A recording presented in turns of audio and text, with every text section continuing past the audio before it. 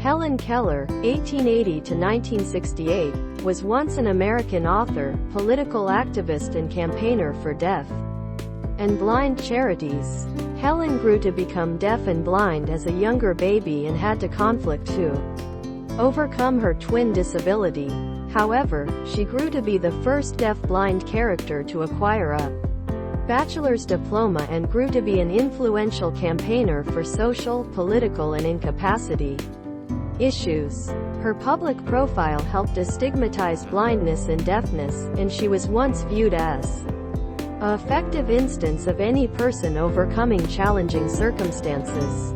Once I knew the depth, the place no hope was, and darkness lay on the face of all things. Then love got here and set my soul free. Once I knew solely darkness and stillness. Now I be aware of hope and joy. Helen Keller, on Optimism, 1903, short biography of Helen Keller. Helen Keller was once born the 27th of June 1880 in Tuscumbia, Alabama. When she used to be solely 19 months old, she skilled an extreme childhood illness, which left her deaf and blind, only a very partial sight. For the first few years of her life, she was once solely in a position to talk with her household through a rudimentary, wide variety of signs. She had a little extra success speaking with the 6-year-old daughter of the household cook. However, unable to talk properly, she was once regarded to be badly behaved. For example, consuming from the plates of every person on the desk with her fingers. In 1886, Helen was once dispatched to see an eye, ear and nostril professional in Baltimore. He put them in contact with Alexander Graham Bell, who was once presently look into problems of deafness and sound.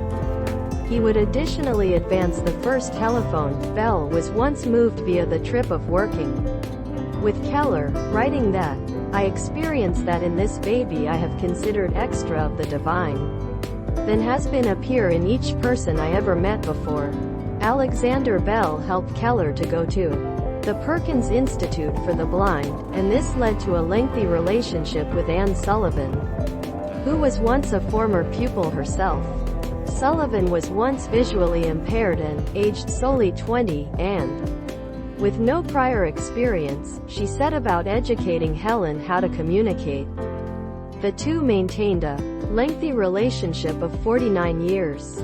Learning to communicate in the beginning, Keller was once annoyed through her lack of ability to select up the hand indicators that Sullivan was once giving. However, after an irritating month, Keller picked up on Sullivan's device of hand alerts. Via appreciation the phrase water. Sullivan poured water over Keller's left hand and wrote out on her proper hand the phrase, water. This helped Helen to totally apprehend the system, and she was once quickly in a position to pick out a variety of family objects. The most essential day I take note in all my existence is the one on which my teacher, Anne Mansfield Sullivan, got here. To me, I am stuffed with marvel when I think about the immeasurable contrasts between the two lives, which it connects. It was once the 0.33 of March, 1887, 3 months earlier than I was once 7 years old. Helen Keller, The Story of My Life, 1903, ch. 4 Helen Keller made speedy development and shortly overcame her awful habits. She grew to be trained in Braille and was once capable to commence a fruitful education, regardless of her disability. Keller made greater growth than all of us expected. She would later examine to write with a Braille typewriter.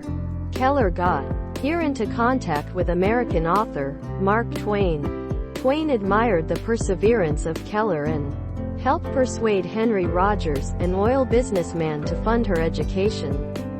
With wonderful difficulty, Keller used to be in a position to learn about at Radcliffe College, the place in 1904, she used to be capable to graduate with a Bachelor of Arts degree. During her education, she additionally realized to talk and practice lip reading. Her field of contact grew to become extraordinarily subtle. She additionally discovered that deafness and blindness motivated her to enhance knowledge and perception from past the senses. We differ, blind and seeing, one from another, not in our senses, however in the use we make of them, in the creativeness and braveness with which we are searching for knowledge past the senses. Helen Keller, The Five-Sensed World, 1910. Keller grew to become an informed creator and speaker. In 1903, she posted an autobiography, The Story of My Life. It recounted her struggles to overcome her disabilities and the way it pressured her to appear at lifestyles from an extraordinary perspective.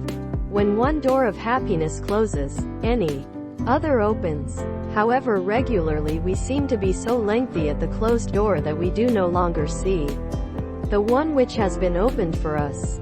Helen Keller. Political views. Keller additionally wrote on political issues. Keller was once a staunch supporter of the American Socialist birthday celebration and joined the birthday party in 1909. She wished to see a fairer distribution of income and an cease to the inequality of capitalist society. She stated she grew to be a greater satisfied socialist after the 1912 miners' strike. Her e-book, Out of the Dark, 1913, consists of quite a few essays on socialism. She supported Eugene V. Debs in every of the presidential elections he stood for.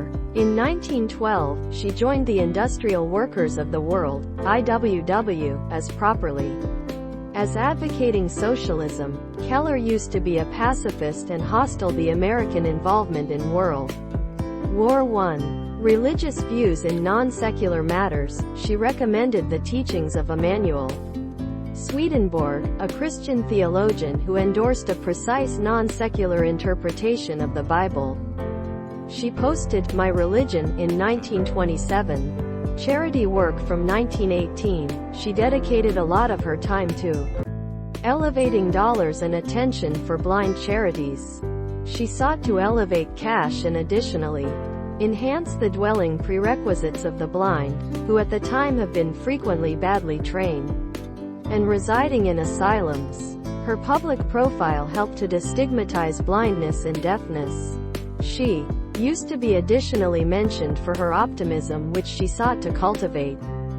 If I am joyful in spite of my deprivations, if my happiness is so deep that it is a faith, so consider it, that it will become a philosophy of life, if, in short, I am an optimist, my testimony to the creed of optimism is really worth hearing.